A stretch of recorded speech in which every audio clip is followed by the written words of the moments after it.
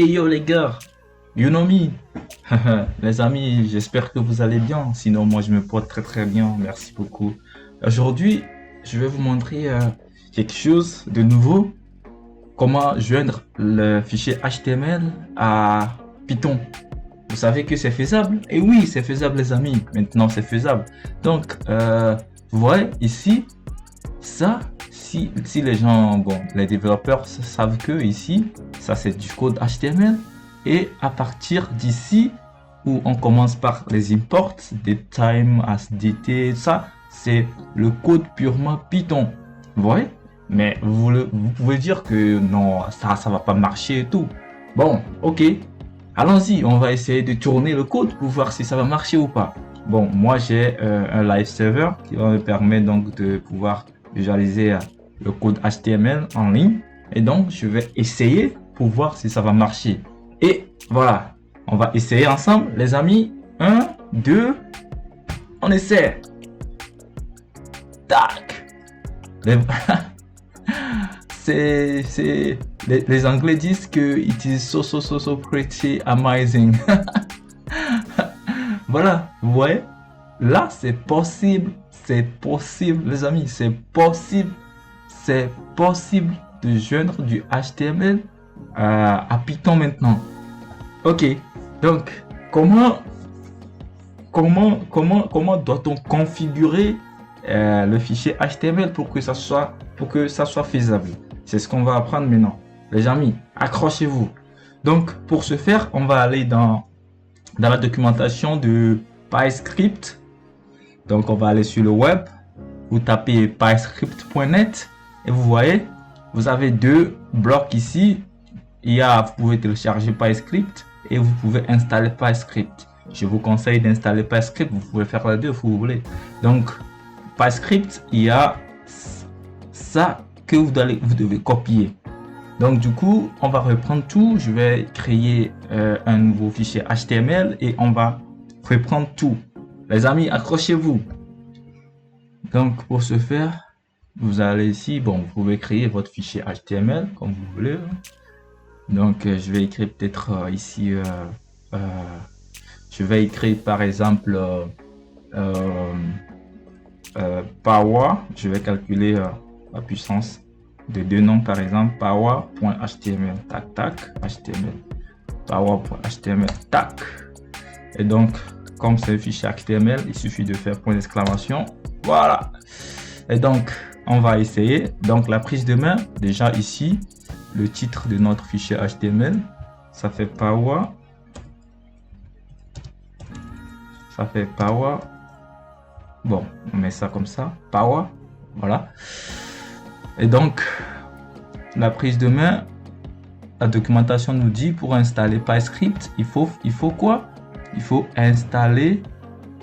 To use PyScript, you can either download it and follow the instruction or add the following line to your page. Donc, on va seulement copier ça. On va seulement copier ça comme ils ont dit. Et on va seulement, voilà, l'ajouter ici. Tac. Et donc, pour commencer, dans le HTML, il nous faut ça. Tac. C'est-à-dire PyScript et le script et ensuite à la fin PyScript. C'est pas si compliqué que ça. Donc du coup, ça c'est pour commencer. To get started. Donc du coup, vous voyez que print now you can, ça c'est purement Python et l'autre c'est purement HTML. Nous allons lancer le code pour voir si ça va marcher ou pas. Les amis, accrochez-vous. Donc on va lancer ça. Tac. Ça va marcher ou ça va marcher? Ah, ça a marché, mais qu'est-ce qui s'est passé? Tac. Voilà, vous voyez que on a now you can dans notre fichier HTML. Ok, on va continuer. Donc le but maintenant c'est de faire quoi? C'est d'écrire la puissance, disons, on va calculer la puissance de deux nombres. Donc, alors, bon, comme pour ce faire, alors, nous allons un peu configurer le fichier HTML pour qu'il soit compatible avec la fonction power que qu'on aimerait écrire. Donc, du coup, pour ce faire, on va aller chercher la documentation de PyScript. Tac. Donc, documentation de PyScript, get started. Donc, get started with PyScript. Donc, ici, sur la page, vous avez quelques exemples. Voilà.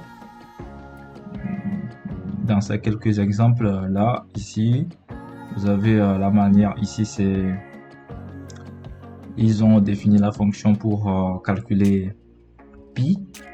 Donc, c'est comme ça se fait. Ici, c'est fait pour calculer la fonction pi, mais ils ont un peu, voilà, amélioré ça. Et il y a aussi le module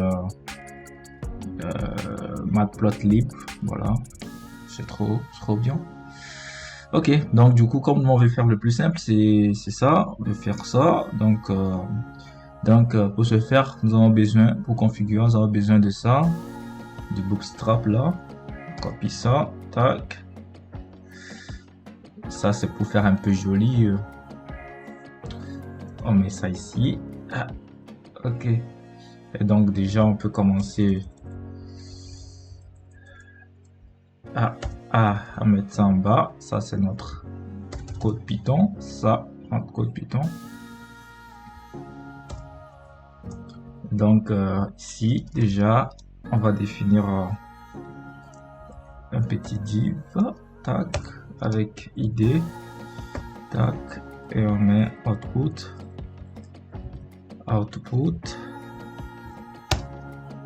Ici on met classe. Si on met classe, dans lequel on va mettre alerte primary, ça c'est fait pour spécifiquement pour notre bootstrap, pour faire un peu du joli. Pour le output, tac, on ferme le div. Et donc dans notre PyScript on peut commencer à définir notre fonction, donc qui est juste on va aller avec ça, tac, power, tac, tac. Donc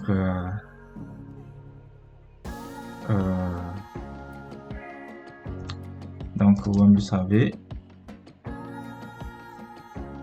Donc j'aimerais, voilà, on va faire le plus simple, après on va faire le plus compliqué avec l'importation donc de la librairie data class. Donc du coup je fais ça plus simple pour que tout le monde comprenne, et en plus après on va faire le plus compliqué. Les définitions, init, tac, tac, on va déclarer, on peut mettre number 1 and number 2. Ensuite, on fait ça. Self.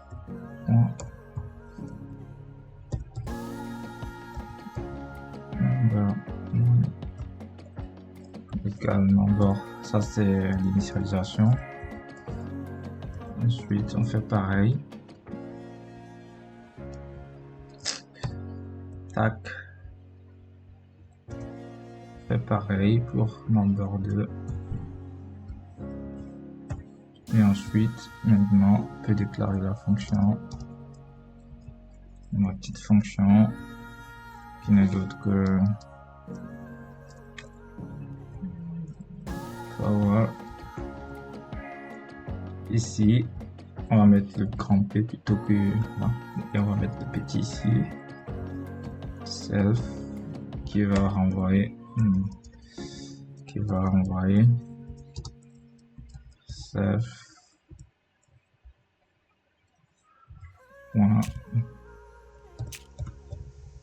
Number 1 étoile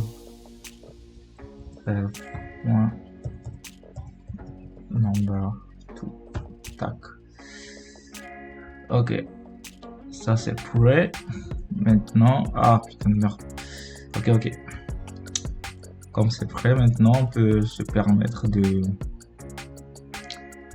Je vais mettre ça là. Pour gérer l'indexation. Tac. Je mets ça là. Là. Voilà. Ok. Et donc ici déjà je vais définir mon parseur qui est voilà qui va prendre deux nombres. Les nombres je vais les déclarer ici pour faire un peu plus mignon. Tac. Je mets par exemple 10.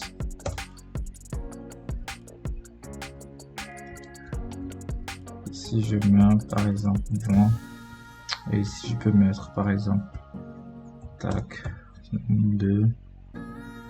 Si je mets nombre 1 nombre 2 et après je peux dire mon output égale parse. Voilà. Voilà.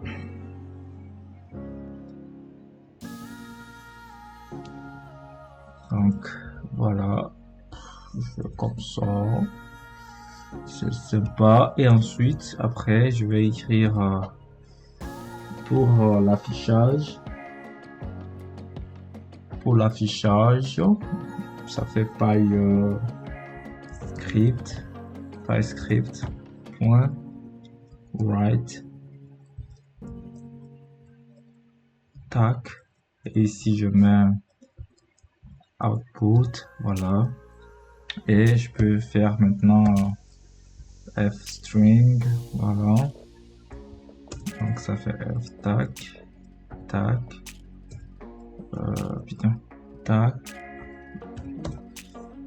voilà.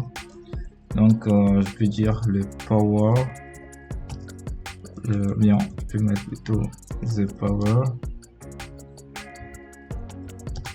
of number 1 and number 2 equal tac, et je mets ici output.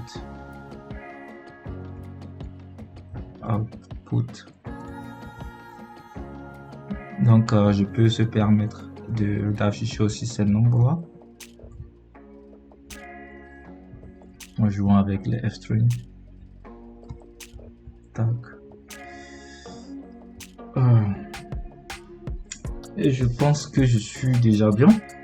On peut essayer de voir si ça va marcher ou pas. Tac. Ok les amis, on va voir tous ensemble si ça va marcher ou pas.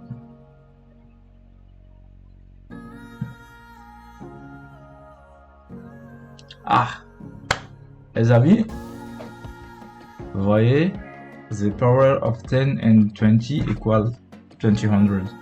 Donc voilà, donc ça veut dire que notre programme, donc notre premier programme est déjà prêt. Donc vous pouvez aussi, par exemple, on va aborder la partie librairie. Donc pour faire la partie librairie, on va aller dans la documentation. Donc pour faire la partie librairie, la documentation, package and module. Donc la documentation nous dit qu'on va créer un environnement, bon disons un environnement, d'accord, dans HTML, un environnement dans HTML qui est PyEnv. Donc du coup qui va contenir les environnements, ou bien pour l'autre, les modules aussi c'est presque la même chose, mais juste ici vous devez initialiser dans PyEnvironment le chemin vers le fichier, vous voyez. Donc on va essayer de faire ça. Bon, du coup on va passer par l'environnement, on va faire les data classes et ensuite on va passer à l'autre pour faire créer un autre fichier pareil et passer par ici. Donc on va faire ici par exemple ça, on va faire ça. Ça c'est pour utiliser les librairies. Voilà. Donc pour ce faire, vous mettez ça, vous configurez votre HTML, vous mettez ça dans votre HTML. Donc ça c'est les environnements, les librairies. Donc ici nous on veut utiliser data classes. On veut utiliser que data classes. Et donc ici dans notre fichier, on va mettre from data classes import data class. Tac. Et donc vous-même vous savez, ici on va mettre le décorateur data class. Tac. Voilà. Et donc on fait ça et ensuite on n'a plus besoin des init. On met ça en commentaire et on a besoin que de les initialiser comme ça. Tac. Vous savez, on avait déjà fait ça. Tac. Et on identifie le type. Oh putain. Et on fait du même pour number de tac. Tac. Voilà. Voilà les amis. On va essayer de voir si ça va marcher. Les amis, on va voir si ça va marcher. Alors, ça a marché. On va voir tout ça. Tac, tac, tac, tac, tac, tac, tac. Ah. Data classes. Il nous dit qu'il n'a pas trouvé data classes. Qu'est-ce qui s'est passé?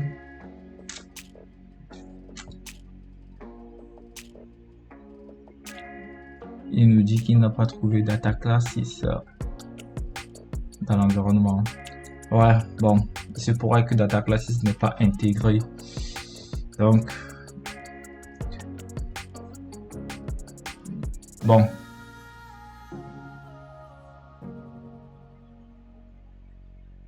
Donc, bon, pour le moment, c'est pas faisable. Donc, ce qu'on va faire plutôt, c'est actuellement, c'est passer par notre environnement ici. Donc, du coup, c'est ce qu'on va faire tout de suite. Donc, on va créer un fichier comme ça. Tac. On va mettre peut-être ici, on va mettre power.py. Bon, quelque chose comme ça. Ou bien power.py ici. Tac.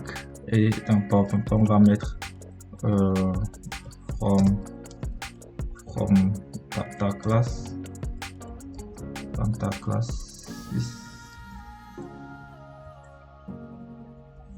classes import data class comme on voulait faire. Et ici on va mettre notre fichier get static. Notre fichier, on va copier tout ça. Tac tac tac. On va copier tout ça. Tac tac tac tac tac. On va copier tout ça. Tac. Et on va mettre ça dans Power. C'est comme si vous créez. Et donc ici c'est normal parce que tac. Si c'est comme ça on fait. Voilà.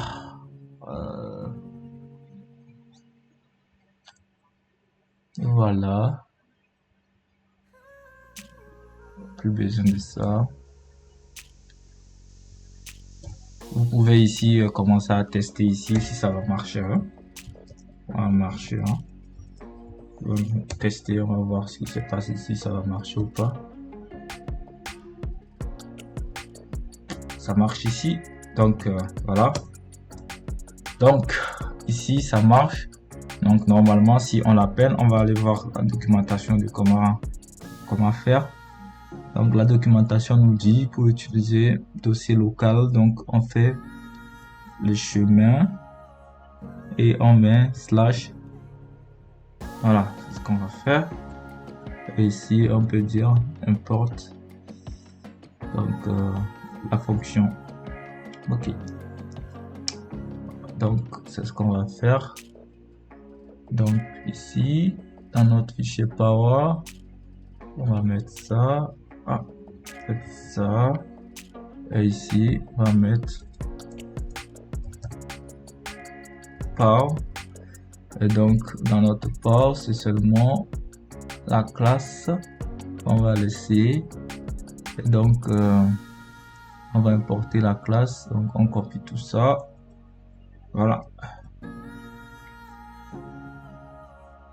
on copie tout ça, on met là, tac, voilà. Et donc ici on va faire un import de power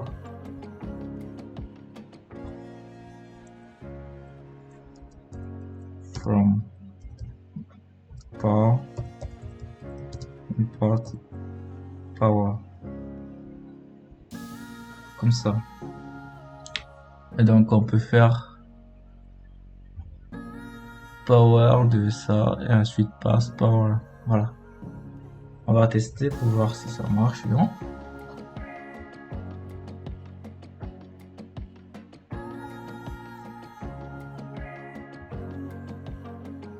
Ah les amis, vous voyez, donc du coup c'est tout ce qu'on peut faire. On peut faire tout ça avec HTML et Python. Donc du coup on a essayé de voir premièrement comment configurer pour la prise de main simple. Ensuite on a vu comment écrire les fonctions. Ensuite maintenant on a vu comment utiliser les librairies. Voilà. Donc c'est la même chose. Donc du coup on peut essayer après donc de faire la visualisation de quelques modules de Matplotlib et tout. Donc pour les modules de Matplotlib on va essayer de passer par ici et après on va interpréter ensemble.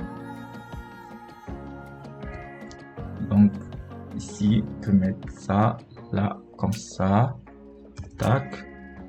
Et donc ici comme le Matplotlib c'est le module, donc vous devez forcément l'appeler ici, tac tac, voilà. Matplotlib vous devez l'appeler.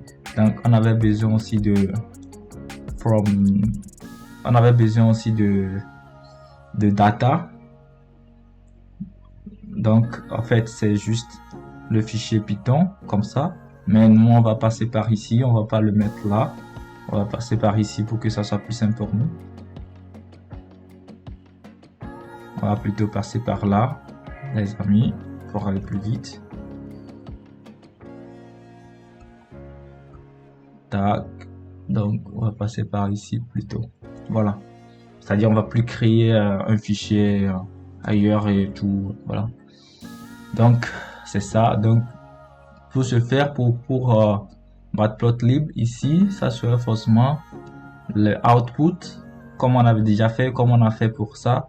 Le output toujours c'est ça, le rendu c'est toujours ça, et ça se met dans le bloc dans lequel vous voulez que les résultats s'affichent. Et ici c'est le PyScript. Donc on avait deux, donc on efface cette première, j'attends, on efface ça là, voilà, tac.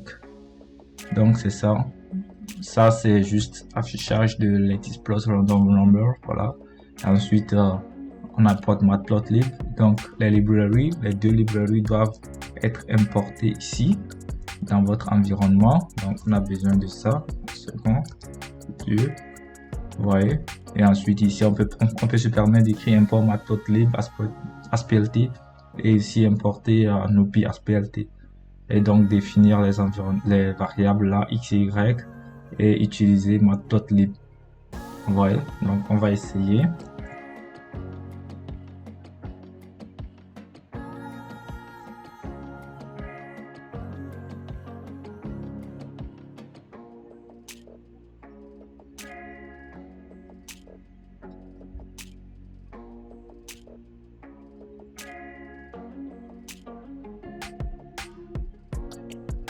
Ah, les amis, donc comme vous le voyez, vous pouvez faire tout ce que vous voulez, il suffit de changer les données, donc vous pouvez dessiner tout ce que vous voulez dans l'HTML. C'est le début, donc après tout, il y aura beaucoup de choses qui vont encore venir. Les amis, il y aura de très grandes choses à venir, donc n'hésitez pas de vous abonner, abonnez-vous. Donc vous me, en quelque sorte, vous me soutenez dans mes œuvres et tout. On n'est pas meilleur, mais on le devient. Excusez-moi. Donc je suis dans cette dans cette longueur d'onde. Donc j'espère qu'on va faire de grandes choses. Merci beaucoup les amis. N'hésitez pas de vous abonner, n'hésitez pas de liker, de m'apporter votre motivation par vos actes. Et les amis, merci, à très bientôt.